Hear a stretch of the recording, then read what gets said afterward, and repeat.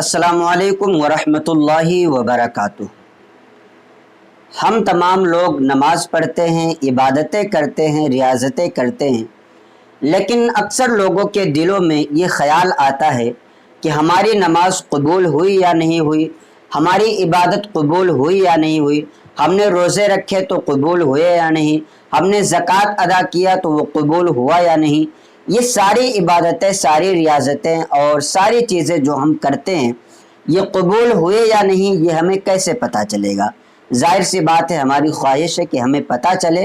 तो उसकी क्या अलामात हैं, क्या निशानियां हैं, आज इंशाअल्लाह तबारक व तआला इसी बारे में हम बात करेंगे। इबादत का कबूल होना और ना होना, इसका हकीकी तौर पर इल्म जो है ये अल्लाह रब्बुल इज़्ज़त को है, और ये अल्लाह तबारक व तआला ने राज रखा है कि आपकी नमाज, आपकी इबादत, आपके सदक़ात व खैरात, आपके ज़कात कबूल हुए या नहीं, ये आपको उस वक्त पता चलेगा जब आपकी रूह आपके बदन से निकल चुकी होगी और आप कब्र में जाकर के पहुंच जाएंगे। तो इंसान जब कब्र में पहुंचता है तो ये राज जो अल्लाह तबारक व तआला ने बंदे से छुपा करके रखा था वो राज खुल जाता है। अलबत्ता कुछ अलामात, कुछ निशानियाँ, कुछ शराइत अहादीस के ज़रिए से उलमाए किराम ने निकाला है कि अगर ये शराइत, ये अलामात और ये निशानियाँ पाई जाएं तो आपको समझना चाहिए कि आपकी इबादत कबूल हुई हैं और आपकी इबादत अल्लाह तबारक व तआला ने मंजूर फरमा लिया है।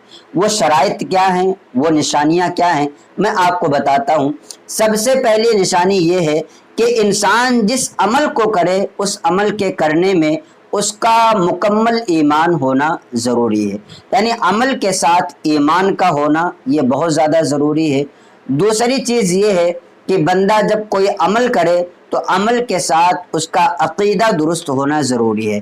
बहुत सारे लोग अल्लाह और उसके रसूल सल्लल्लाहु ताला अलैहि वसल्लम के बारे में गलत अक़ाइद रखते हैं, हालांकि वो भी अपने मोमिन होने का दावा करते हैं, मुसलमान होने का दावा करते हैं और नमाज़ें पढ़ते हैं, रोज़े रखते हैं, लेकिन जब उनका एतक़ाद और उनका अक़ीदा दुरुस्त नहीं है तो उसकी वजह से उनका कोई भी अमल मकबूल नहीं होता, इसलिए कि वो अपने अक़ीदे बातिला की वजह से कुफ्र में भी दाखिल हो जाते हैं। तो काफिर का कोई भी अमल अल्लाह तबारक व तआला की बारगाह में मकबूल व मंजूर नहीं होता। तीसरी शर्त यह है कि जो बंदा जो भी अमल करे वो अच्छी नीयत, खुलूस, इखलास और लिल्लाहियत के साथ करे, अल्लाह तबारक व तआला को राज़ी करने के लिए वो बंदा उस काम को कर रहा हो। ऐसा नहीं है कि नमाज पढ़ रहा है तो दिखाने के लिए पढ़ रहा है, या इस मकसद से पढ़ रहा है कि लोग उसे नमाजी कहेंगे। ज़कात दे रहा है तो दिखा करके दे रहा है लोगों को कि लोग इसे मालदार कहेंगे, या इसी तरीके से और भी जो आमाल खैर हैं उनमें खुलूस का पाया जाना ज़रूरी है, इखलास का पाया जाना ज़रूरी है। अगर आप इखलास के साथ ये काम करते हैं तो अल्लाह तबारक व तआला आपकी इबादत को कबूल अता फरमाएगा। नंबर 4, चौथी शर्त यह है कि वो अमल शरीयत के मुताबिक हो, शरीयत के मुखालिफ ना हो। यानी कि ऐसा काम, ऐसी इबादत आप कर रहे हो जिसका शरीयत ने आपको हुक्म दिया है और शरीयत में उसका करना जायज़ है। ऐसा काम आप करें जिसको शरीयत ने हुक्म ही नहीं दिया है, या जो शरीयत में जायज़ ही नहीं है, तो फिर आप उसे बारगाह में कबूल होने का कैसे तसव्वुर कर सकते हैं। पांचवी शर्त यह है कि उस काम के अंदर तक़वा होनी चाहिए, परहेज़गारी होनी चाहिए, और खुसूसियत के साथ जो मैंने बताया कि अल्लाह के रज़ा हासिल करने के लिए वो काम बंदे को करना चाहिए।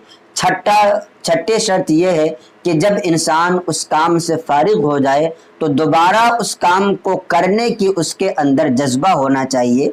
मिसाल के तौर पर कोई बंदा ज़ोहर असर की नमाज पढ़ा और उसके बाद अपने दुकान पर अपने कारोबार के लिए बैठा हुआ है, फिर ये इंतज़ार कर रहा है कि असर की नमाज होगी, तो असर की अजान हो तो जा कर के असर की नमाज़ पढ़ूँ, मगरिब की नमाज हो तो जा कर के मगरिब की नमाज़ पढ़ूँ, इशा की नमाज हो तो जा कर के इशा की नमाज़ पढ़ूँ।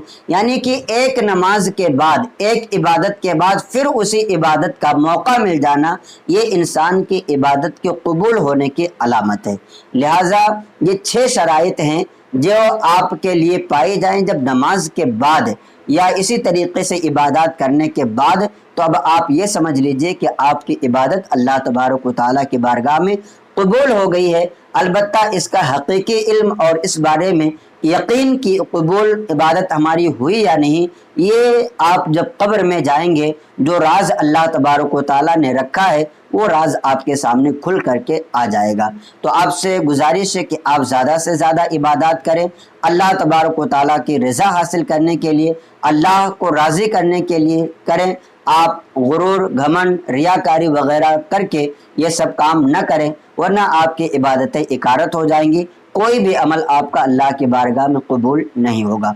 आपसे गुजारिश है कि इस क्लिप को ज़्यादा से ज़्यादा अपने दोस्तों अहबाब को भी शेयर करें ताकि उन्हें भी दीनी मालूमात हासिल हों। और अगर आप हमारे चैनल पर नए हैं तो चैनल को सब्सक्राइब कर लें, बेल आइकन को भी प्रेस कर दें ताकि हर वीडियो की नोटिफिकेशन आप तक पहुंचती रहे और आप इसी तरीके से दीन का इल्म हासिल करते रहें।